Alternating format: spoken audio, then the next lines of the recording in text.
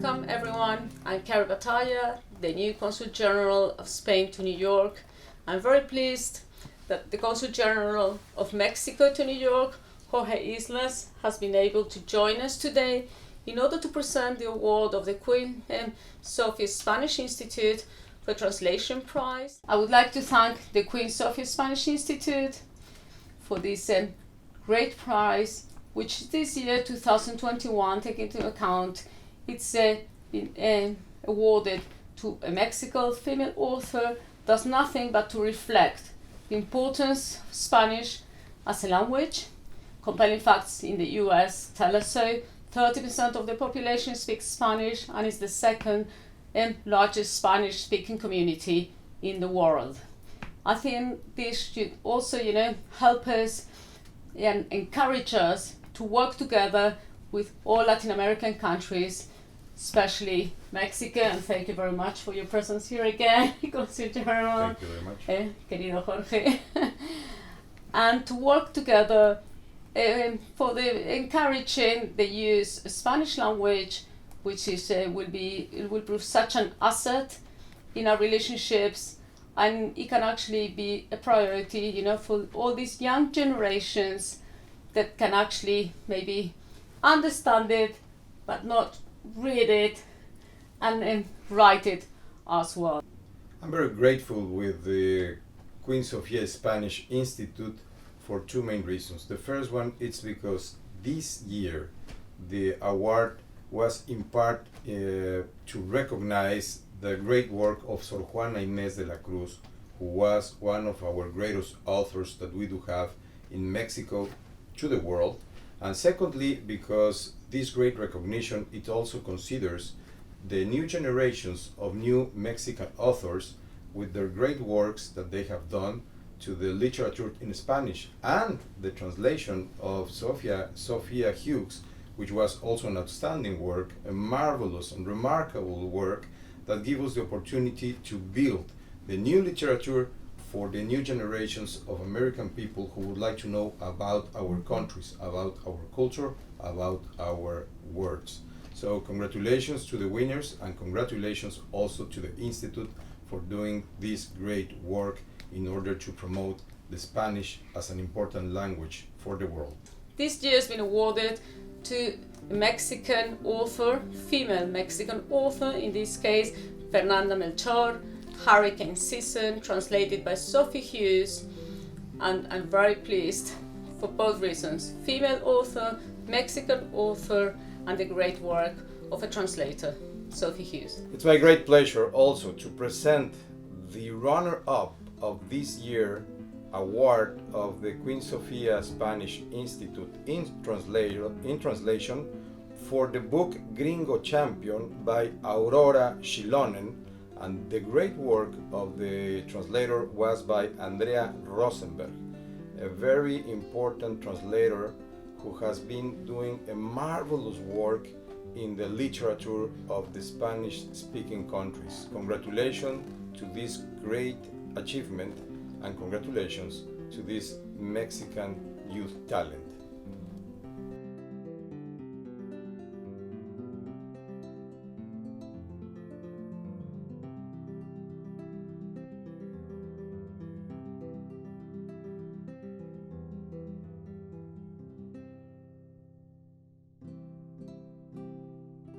Hello, good evening. My name is Jorge.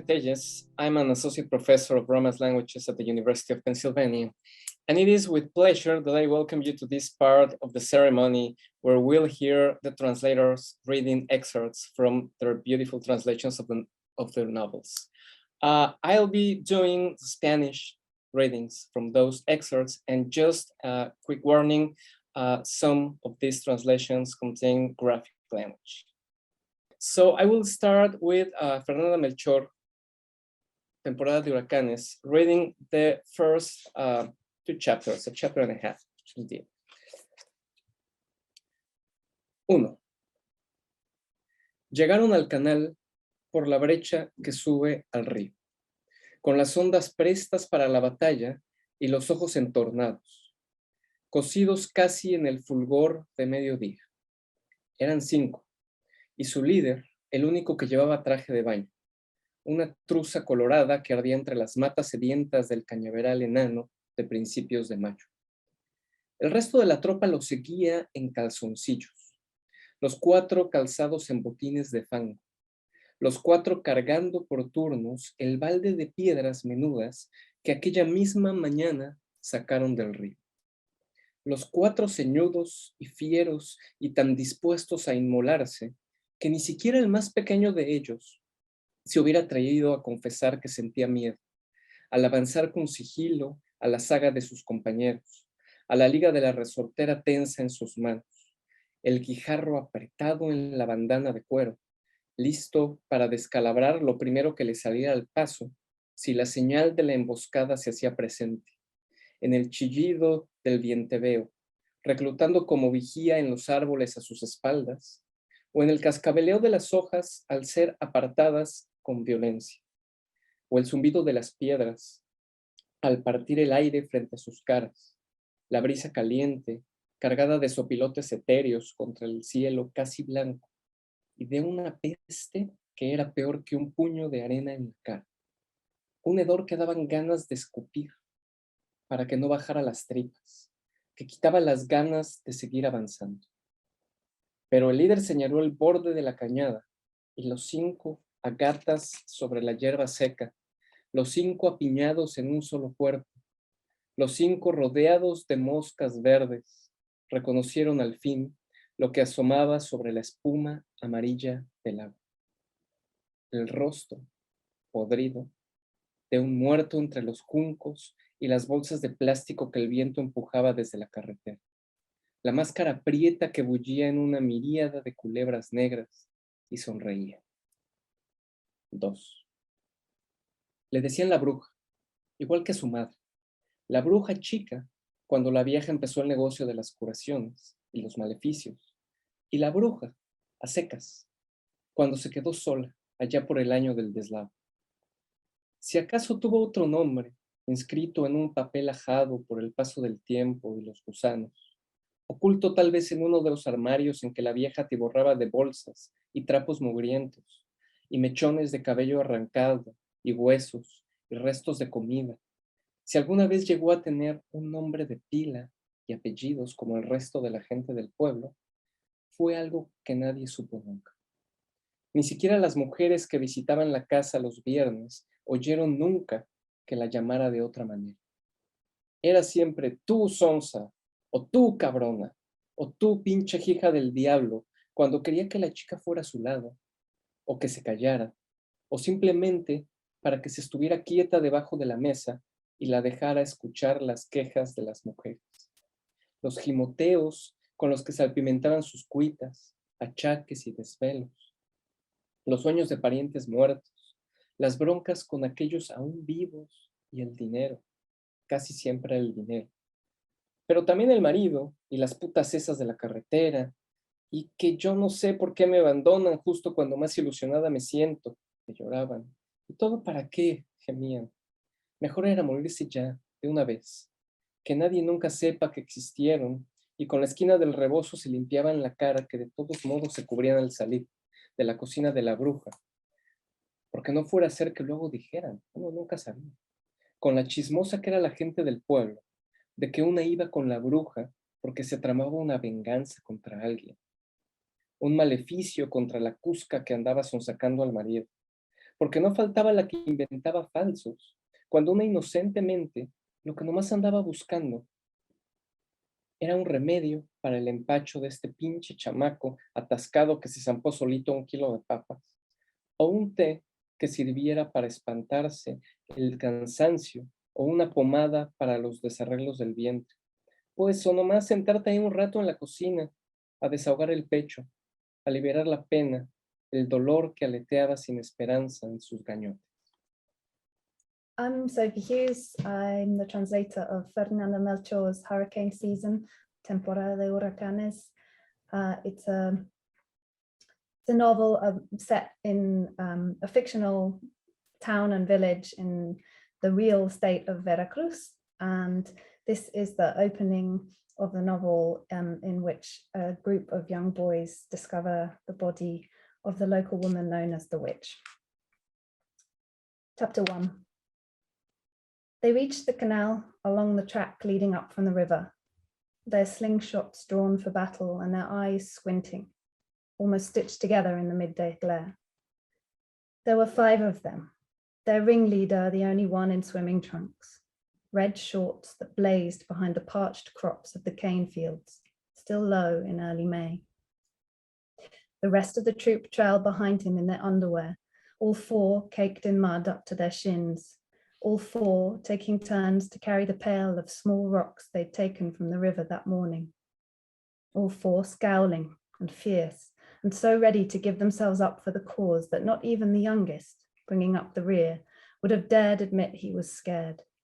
The elastic of his slingshot pulled taut in his hands, the rock snug in the leather pad, primed to strike anything that got in his way at the very first sign of an ambush, be that the core of the Biente Veo, perched unseen like a guard in the trees behind them, the rustle of leaves being thrashed aside, or the whoosh of a rock cleaving the air just beyond their noses, the breeze warm and the almost white sky thick with ethereal birds of prey, and a terrible smell that hit them harder than a fistful of sand in the face, a stench that made them want to hawk it up before it reached their guts, that made them want to stop and turn around. But the ringleader pointed to the edge of the cattle track, and all 5 of them crawling along the dry grass, all 5 of them packed together in a single body, all 5 of them surrounded by blowflies finally recognized what was peeping out from the yellow foam on the water's surface. The rotten face of a corpse floating among the rushes and the plastic bag swept in from the road on the breeze.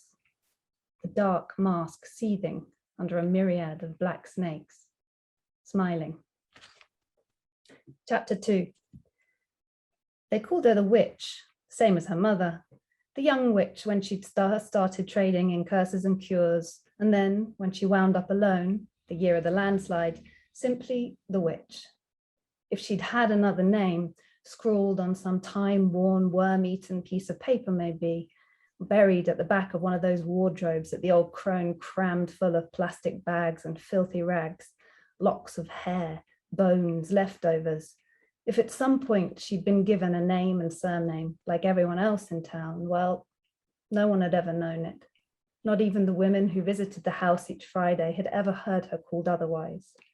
She was always you, retard, or you, asshole, or you, devil child, if ever the witch wanted her to come, or to be quiet, or even just to sit still under the table so that she could listen to the women's maudlin pleas, their sniveling tales of woe, their strife, the aches and pains, their dreams of dead relatives and the spats between those still alive. And money. It was almost always the money. But also their husbands and those whores from the highway. And why'd they always walk out on me just when I got my hopes up, they'd sob. What was the point of it all, they'd moan. They might as well be dead. Just call it a day. Wish they'd never been born. And with the corner of their shawls, they'd dry the tears from their faces, which they covered in any case the moment they left the witch's kitchen, because they weren't about to give those big mouths in town the satisfaction of going around saying how they'd been to see the witch to plot their revenge against so-and-so, how they'd put a curse on the slut leading their husband astray, because there was always one, always some miserable bitch in town spinning yarns about the girls who, quite innocently, minding their own business, went to the witches for a remedy for indigestion, for that dipshit at home clugged up to his nuts on the extra large bag of chips he ate in one sitting, or a tea to keep tiredness at bay, or an ointment for tummy troubles, or, let's be honest, just to sit there a while and lighten the load, let it all out, the pain and sadness that fluttered hopelessly in their throats. And now I'm going to read the 2 first paragraphs from Aura Chilonen's novel Campeón Gabacho. Y entonces se me ocurre mientras los camejanes persiguen a la chivata hermosa para bulearla y chiflarle cosas sucias, que yo puedo alcanzar otra vida al putearme a todos esos fucking meridianos. Al fin, nací muerto y no tenga ni pizca de miedo. Lo pude comprobar desde siempre, como hace rato, cuando molí todos los dientes a un cameján que le tiró un perro a la chivata, y ella sin decirle nada, solo miraba hacia la calle por donde debía venir el bus. Y ella toda incómoda, y más cuando el putarraco le tentonichó una nalga con sus dedos infestados de espronceda. Ahí rompí los lazos que me ataban al mostrador de la BUC donde trabajo. Sentí vibrar el polvo alrededor y salí disparado para madrearme los puños a su jeta. Total, ¿qué podía perder si nunca he tenido nada? Que le llego por detrás al pirulo y le putó el tubillo con un zapatazo, y que se dobla como una sanjuanana que se escurre por un cristal en días de lluvia, así, lenta. Y luego que le zampo un guamazo pitonizo con todas mis fuerzas atrás de la claraboya. ¡Sas! ¡Pum! ¡Cuas! Y que le tumbo los dientes hasta que solo miraba su propia marmaja roja, rolliza, ahí petulando, midiendo la banqueta con el cuerpo despatarrado. Para esto ya había una bolita alrededor mío, porque siempre que hay putazos en la street, los camejanes y camagüeyes se birlochan alrededor para mirar más de cerca. Hi, I'm Andrea Rosenberg. I'll be reading from my translation of Campeón Gabacho, The Gringo Champion by Aura Shilonen. I'm just going to read the first page. This book is a very inventive look at an immigrant to the United States who crosses the border illegally and becomes a boxer. And then it hits me as the scruffs trail the gorgeous chickadee, hooting at her and talking dirty, that I can get myself another life by beating these pinches Australs up. After all, I was born dead already, and nothing fucking scares me. I could always prove it too, like I did a while back when I smashed in the teeth of a scruff who was making moves on the chickadee, while she, silent, just stared down the street toward where the bus was supposed to be coming, all uncomfortable, especially when the prick pincered her ass with his Esperanzella-infested digits. At that, I cut the ties that bound me to the counter at the bookstore where I work. The dust vibrated around me, and I was off like a shot to drummel his snout with my fists. What did I have to lose after all, since I've never had anything? And so I come up behind the guy and give him a sharp kick in the ankle, and he crumples over like a trivel running down a window pane on a rainy day, all slow-like, and then I slam him in the cockles with all my might. Pow, bam, wham, and I knock out his teeth, till all I can see is his own Ferris swell there, red, quinneous, and trembling, his body sprawling the length of the bench. By this point, a little knot has gathered around me. Street fights happen all the time, and the scruffs and yups hoggle around, trying to get a better look.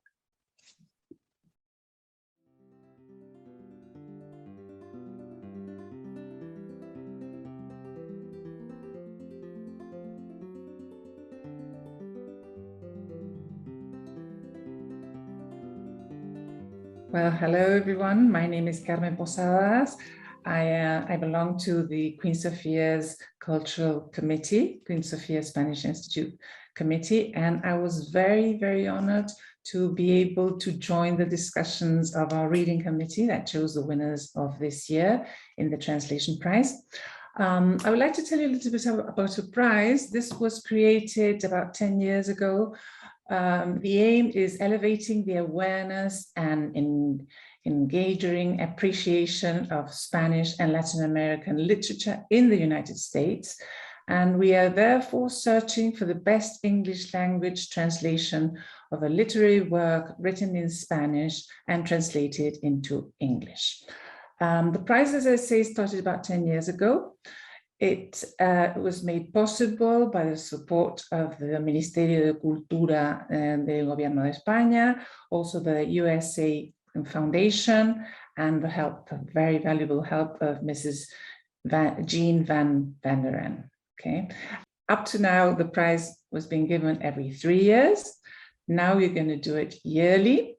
And this year we have the inspiration of an author, which is one of my favorites, and not also that, I'm very, very grateful to Sor Juana Inés de la Cruz. I think all of us Spanish-speaking writers are. She was a Mexican-born nun, and she lived in the 17th century. And I think she's one of the most lucid, talented, and daring authors of all times. And besides that, she belongs to a category that in Spain we called artistas de ida y vuelta. And this englobes also writers, but also painters, musicians, and so on, that profit for belonging to two different cultures, European culture and the American culture. And this melting pot brings out amazing artists. Sor Juana Inés is one of the best examples, but there also is Inca Garcilaso, for example, and lately what is called the boom Latinoamericano, Garcia Marquez, Borges, Vargas Llosa, all these people that, let's say, drink from both cultures and become this wonderful mixture of talent and culture, let's say again. Okay, with this inspiration, let me introduce you to our reading committee. They had a very hard work. I'm going to ask them about that in a minute, but I would like to meet them all. And I will start by Isabel Gomez, and she's with us, and you can see her right there. Hi, Isabel. Isabel is an assistant professor of Latin American and Iberian Studies at the University of Massachusetts, Boston.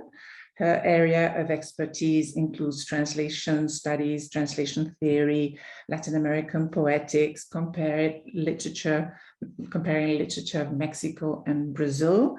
She teaches in the language, culture, and society and translation studies tracks. And she is working in a book that I'm really very impressed by this title. It's called Cannibal Translation Zones, Literary Reciprocity Between Brazil and Mexico. She translates both from Spanish and Portuguese into English. So hello, Isabel, lovely to see you again. Hello, thank you.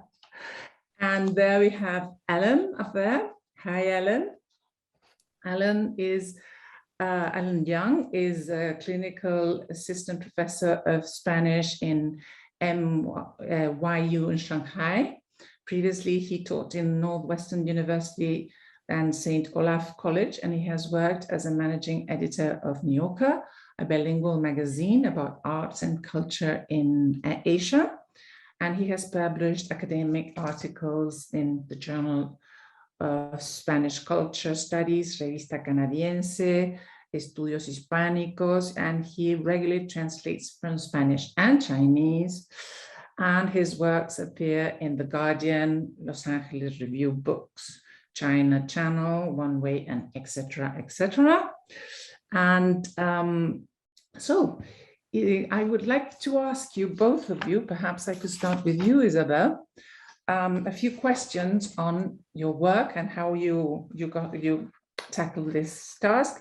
I'm very interested in knowing how was the previous selection, because obviously now we have the short list and we have the winners, but I would like to know how you did the previous selection and what exactly were you looking for?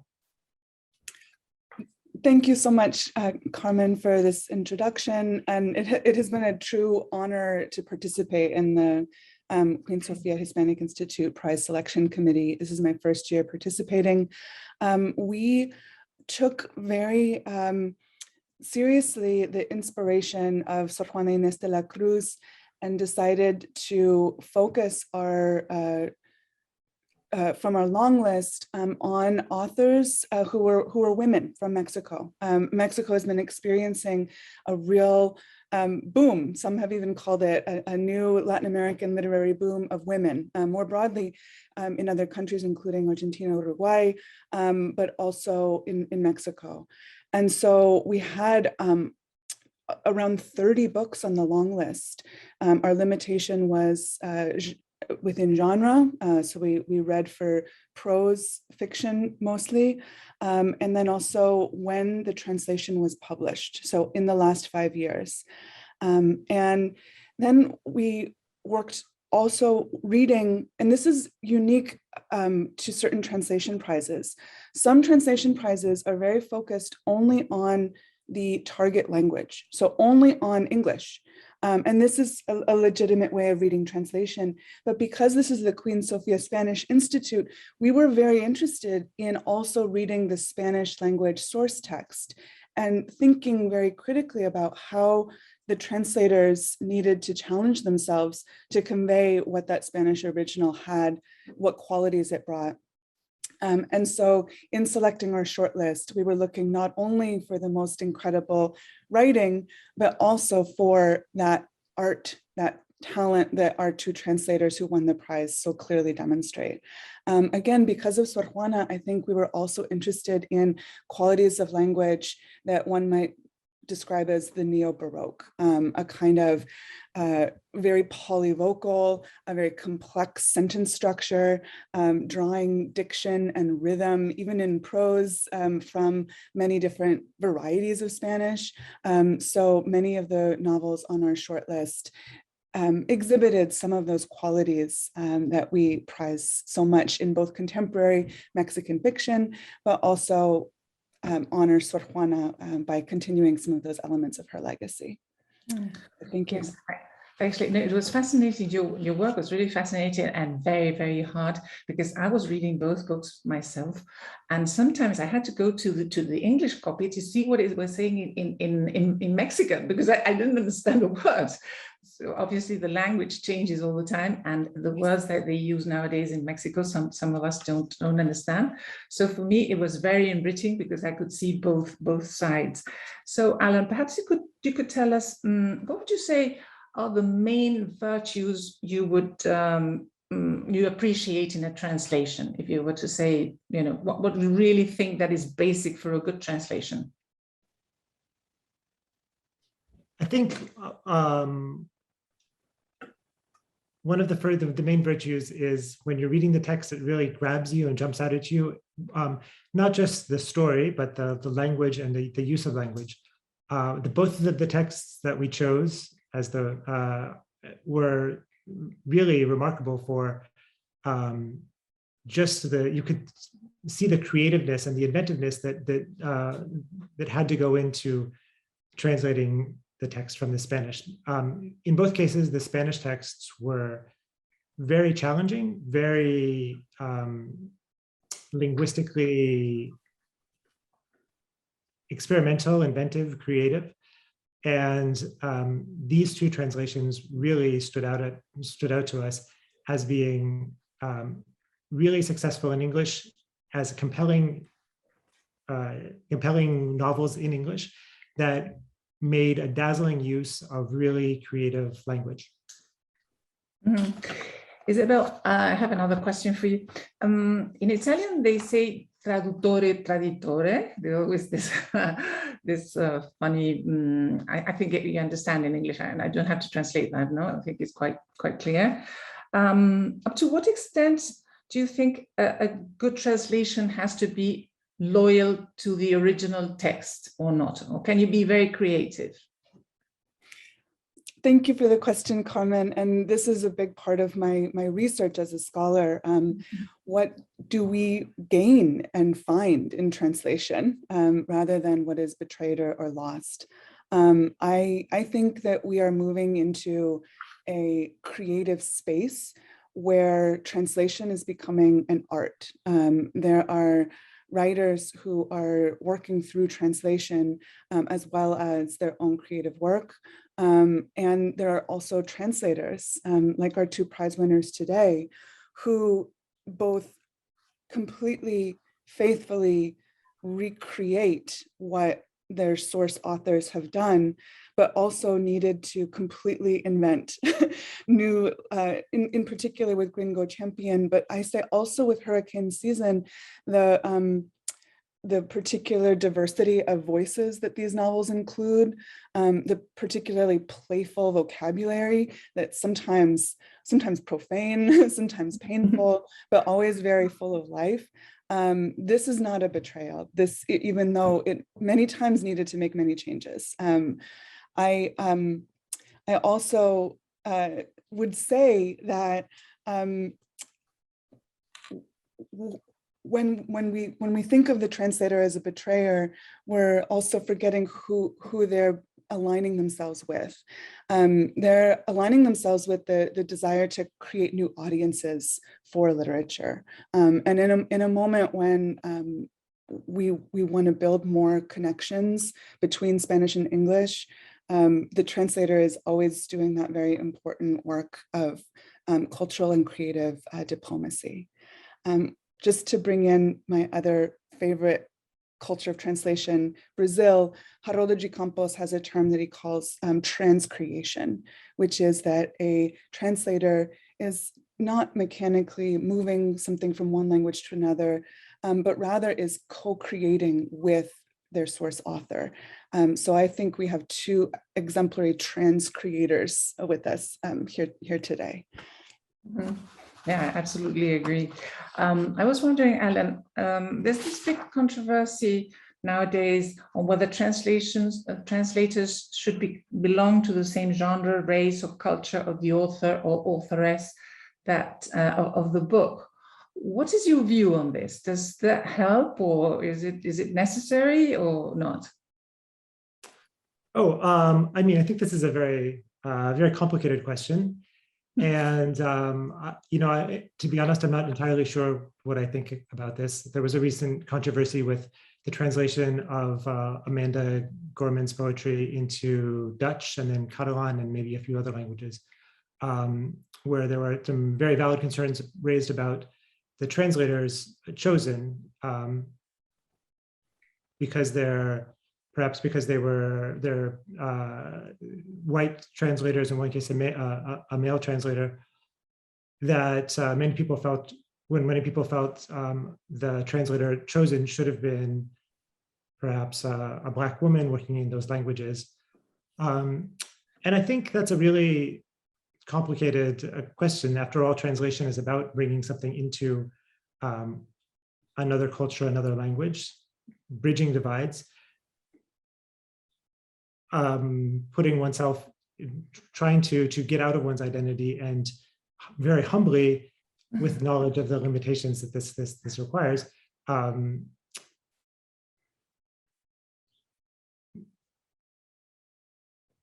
acting as a bridge between cultures.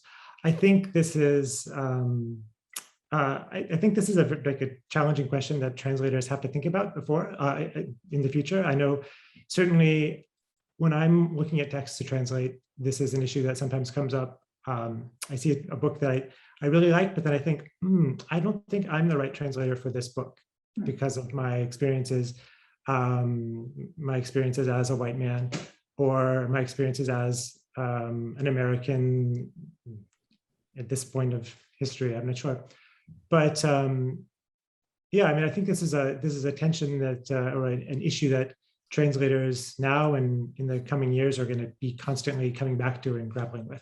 And I don't think there's an easy answer for it. Mm-hmm. Well, actually, I must say that you've done a wonderful job. It was very, very difficult. I enjoyed very much reading both and wondering what were what's exactly you were thinking at the same time as I. I will also like to mention Jorge, because he's not here with us, but he definitely had a very important role as well. And perhaps now we could move on to our winners. I don't know if they're with us. Yes? Oh, I can see Sophie there. Okay, Sophie. Well, let me introduce you briefly. Sophie, you're British and translator of Spanish language, writers such as Alia Trabuco, Fernanda Melchor, Brenda Navarro, José Revueltas, Enrique Villamatas. And you have been nominated 3 times for the International Booker Prize, as well as the Dublin Literary Award and the Valle Inclán Translation Prize, National Book Award, translation of pen. So you have a wide experience in translating. And the first question I would like you to ask, Sophie, because you being British, I think you have a more difficult job than an American translator, because I guess you chose to make an American translation of your book, that it's hurricane season, let's say. I forgot to say that. So I don't know, how did you tackle this? Because I suppose it's more difficult for you being British to not only translate from Spanish, turn that into American English. Thank you for the question. And I just want to say thank you so much to everyone today, and for the reading committee and for the Queen Sofia Spanish Institute. And it's an honor to be with you as well, Andrea, today, because I'm a big fan of your translations, and you'll see hopefully in the discussion that I really mean it. I've been a fan of the books that you choose to work on for a long time, and also what you've done with them. So it's lovely to be here with you. Carmen, thanks for the question. It's an interesting one. I am clearly British, and we carry where we come from, following on as well a little from what Alan was saying. We can't brush off entirely who we are, and nor would we want to be as translators, because as Isabel was saying, we have to bring to the table our life experience as well. Otherwise we would flatten text rather than sort of keep adding to them, hopefully.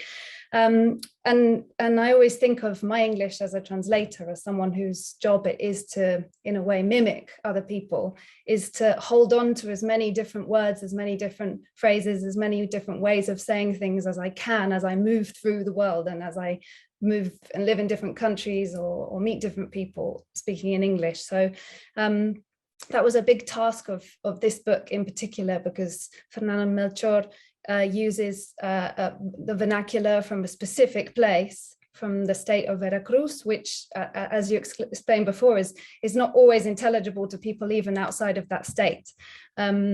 Let alone, from Peninsula Spain or in other Spanishes. So I was quite happy in my translation to jolt readers and to let them experience that same thing that Fernanda was letting Spanish readers experience. It is a bit risky doing that as a translator, because what you don't want people to do is stop, think, this is a translation and I don't understand that word, or this is not the English that I was expecting to come out. So I suppose it was, looking back retrospectively, it's probably quite a risky thing to do, but you're not just trying to be faithful to the words on the page that came out, but also to the intention that the author had when they were writing. And so in this case, I thought Fernanda wouldn't mind me doing a little bit of mixing up of traditional British English and American English and English from other parts of the world. But as for American and British, I was actually commissioned to do this translation officially by Jacques Testard of Fitzcarraldo Editions, which is a British publisher, and we agreed that I would just let it come out as I heard it, with a kind of more British inflection, I suppose, British vocabulary. And then I worked very closely with Tynan Cogan at New Directions, who's a brilliant editor and very sensitive to what we were trying to achieve with a kind of, not Middle English, they sometimes call it Mid-Atlantic English, but I always think you'd end up drowning if you kind of had this nowhere English, but with this porous English, one that let other influences come in so that we could achieve, I don't know, a little joke, a little bit of chispa, no, in Spanish, like you want to feel the spark of it being real living language. And I hope that's what we did between us. I have another question for you. Actually, it's not my question, it's Alan that very nicely sent me a few very interesting ones, and I want to pinch this one. He says, how do you go from a first draft to a finished translation? What's the process? And one of the joys of translating is finding the perfect solution for a sentence or turn of a phrase that initially had you stumped. Is there in there a passage that you are particularly proud of being able to bring up a solution? I think there are. I think it's okay to say that I totally agree with you, and that there are quite a lot that I don't tend to go back and read this book now, but I am asked to occasionally. Like today, we'll have a reading, and I do sometimes kind of say, because we I think everyone doubts themselves. Anyone who's doing anything creative has doubts, right?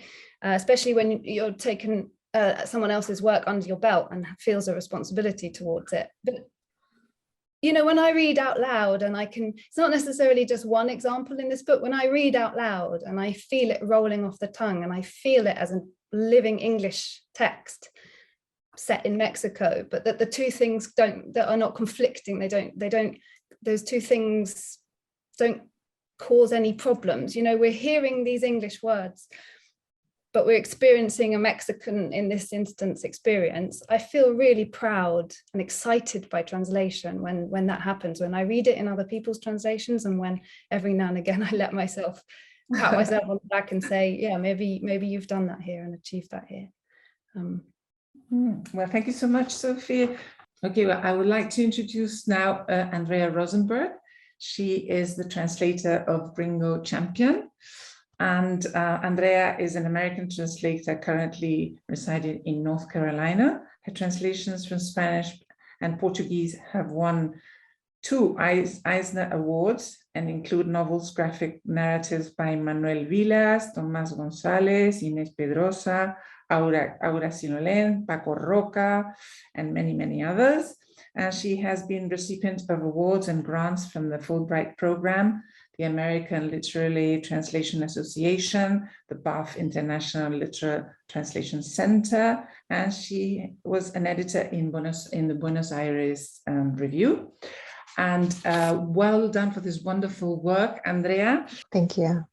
Fabulous work on a very, very interesting novel. Why did you choose this novel in the first place? Did you have a choice, say I could do this or not, or did you decided, okay, this is a book that it's a real challenge and I want to give it a try? I think that if I had come to this novel on my own, I probably would not have dared to take it on. Europa approached me and asked me for a sample. I had never worked with them before, and they ended up choosing my sample from among the ones that they received. So yeah, I was pretty intimidated. And when I got the gig, yeah, I knew that I was setting myself up for a pretty major challenge.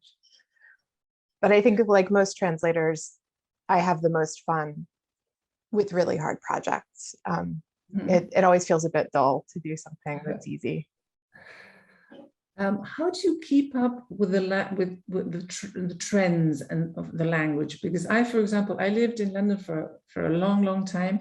When I go back there, people say to me, "Oh, you speak like my mother." So the language really changes very, very, very, very fast. So how do you manage to keep up to date in the new gigs and little trends and so on? Do you go to Mexico very often? I did actually translate this book largely in Mexico. I was in Oaxaca, partly because I lived in Argentina for years and I don't have a huge amount of experience with Mexico. And so even though I knew that Sheila's book, I was not going to be in the grocery store hearing people talk like this. I felt like I wanted to be in Mexico just to be, you know, a little bit experiencing the language that she was using. And so in this case, I did actually spend a lot of time in Mexico while working on the book. Mm-hmm. What was the hardest part of this challenge? I imagine many, because it's quite a tour de force, let's say. But when did you sort of say, okay, I'm giving up. This is really too difficult. Oh, I did that about every day. But I would say, you know, the hardest part was coming up with verbs. I realized that in Spanish, the endings make it really obvious when a word is a verb. And I found myself adding "if-I" to everything, you know, like I can't come up with an example in my head. I'm just going to use a brand name, Shopify. But, you know, like having these little clues at the ends of words was a really easy crutch to make verbs. But I didn't want all my verbs to end with "if-I" or "ate." And so coming up with other verbs and being confident that they were recognizable as that part of speech actually turned out to be very challenging. So, Andrea, I understand that you've lived in Buenos Aires as well, and I would like to know what would you say is more difficult to translate a book coming from Mexico or Argentina, or what would be the difference between these two Spanish speaking countries and the language, because obviously it's not the same in Mexico or in Argentina. Well, in some ways it's very similar because neither language is my native language. And so there are always many, many things I don't know, no matter which country I'm translating a book from. And so there might be somewhat more research I have to do or more native speakers I have to harass in the case of a Mexican novel compared to an Argentine one. But I don't know that there's a fundamental difference as far as my relationship with, I mean, there are some things that come much more naturally, and the voice doesn't trip me up at all. But yeah, I don't see them as being fundamentally different because for me, both of them are foreign languages. Mm-hmm. And there's this question that I always wanted to ask in a translator, and is, have you ever thought of writing a novel? Becoming an author yourself? Because obviously you have all the craft, so you don't need us really. Well, I was a terrible teenage poet, and I did think of myself as a writer for a while, but I never wrote much fiction. I tried. I don't think I was very good at it. I've never had like a story I needed to tell, or characters, vibrant characters who are bouncing around in my head, insisting on being put on the page. And so actually translation is perfect for me that way, because an author has already created a brilliant text and I get to play around with language, which is what I really love. And they've done all the really hard work of confronting that blank page and making something happen on it. So let me just ask Sophie the same question. Have you ever thought of becoming a writer? It's a boring answer because I'm just going to say what Andrea said. It's the same answer. I think that all literary translators are sort of like prolific readers. I would say that probably are like first and foremost we think of ourselves. I think of myself as a reader, and I have to write and I have to write sensitively and well, and know how to construct sentences and how to stretch and bend language to my will to be a translator. But that's really one half of the role of a writer. So I agree when translators say translators are writers, but we are not writers by the same definition of writers, because I don't have, exactly as Andrea said, I don't have characters bouncing around in my head. I don't have to worry about plot. There's a kind of aura of genius around the translator that has never traditionally followed around the writer that has never traditionally followed the translator. And I think that has to do with the difference between maybe art and craft. Like I'm working with a material that I don't want to question and trouble. I want to work with it. Whereas artists, perhaps we could say the writer as artist is troubling the ideas that they're encountering in their head. And I'm not trying to do that as a translator. I would be a useless translator, I think. I definitely think that what you both do is art, and very, very fine arts too. So thank you for that. Well, I think we're running out of time. Thank you so much, both our winners and reading committee as well. And I will very much encourage people to read these books, either in English or in Spanish, because besides being wonderful translations, they are wonderful novels on their own. So thank you so much for joining us. And I hope next year we can have a prize live and give you all a big hug. Thank you so much. Bye-bye. Thank you.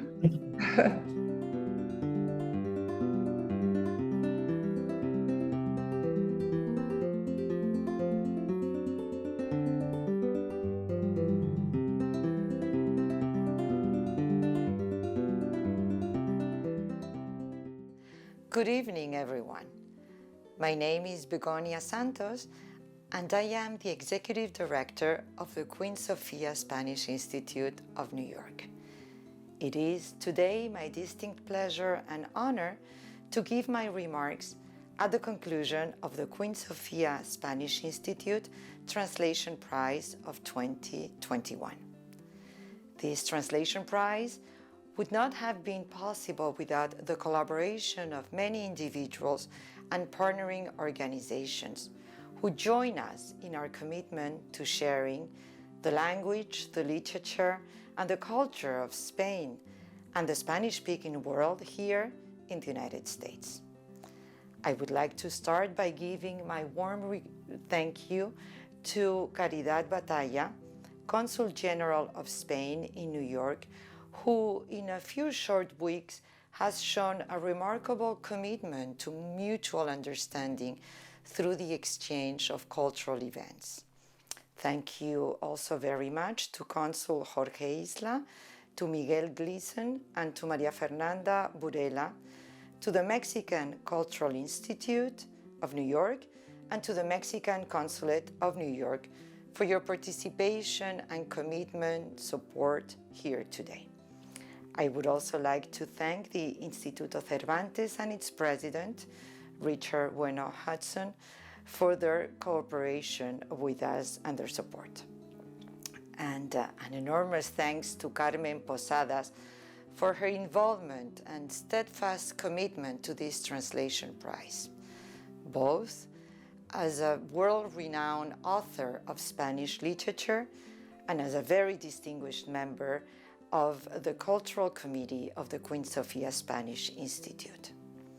Thank you also very much to Professor Susan Byrne for leading us to the work of Sor Juana Inés de la Cruz, and a special thanks to our reading committee chair, Professor Alan Yang, and Professors Isabel Gomez and Jorge Tellez. Thank you very much to our audience for joining us here today. Books open our minds and our hearts. They make us look at life with fresh eyes, and in order to continue to build community, we need to walk in our neighbor's shoes. We need to know more about one another, and this is what good translation does. Good translation can help us bridge differences between cultures. But we should be aware that the number of publications in Spanish is very, very vast, but that, however, the number of translations into English is not quite as large. We feel that the voices that write in Spanish should be heard by non-Spanish speakers. Their voices should be amplified, and this is exactly what good translators do. That is why here at the Queen Sofia Spanish Institute, we believe our translation prize is very relevant today. We are also here to highlight excellence in translation. We've all seen bad translations, rife with malapropisms, what Mark Twain called the difference between lightning and a lightning bug. In Don Quixote, Cervantes speaks about translation as looking at the back of a tapestry where one can see the figures, but one cannot really see the sharpness of the shape of the color, that the translation lacks smoothness. Well, I might contend that our translators today, Sofia and Andrea, have done an extraordinary job of bringing to life, to shape, to color, to sharpness, the text in the Spanish language to the English language. They did a truly excellent job. Congratulations on a job very well done. I'm also very proud to say that today is the 4th instance of the Queen Sofia Spanish Institute Translation Prize. Our prize was established in 2010, and our first awardee was Edith Grossman for her translation of A Manuscript of Ashes by Antonio Muñoz Molinas. In subsequent years, Margaret Jewel Costa, Alan Young, and Philip Silver have won this award. We truly hope that you will continue walking with us as this translation prize continues in the future as one of our most important traditions. Once again, thank you all for watching here tonight. We hope you'll continue to check our website and follow us on social media, where you can follow the activities, the very vast array of activities that we will be developing. Thank you all. Good night.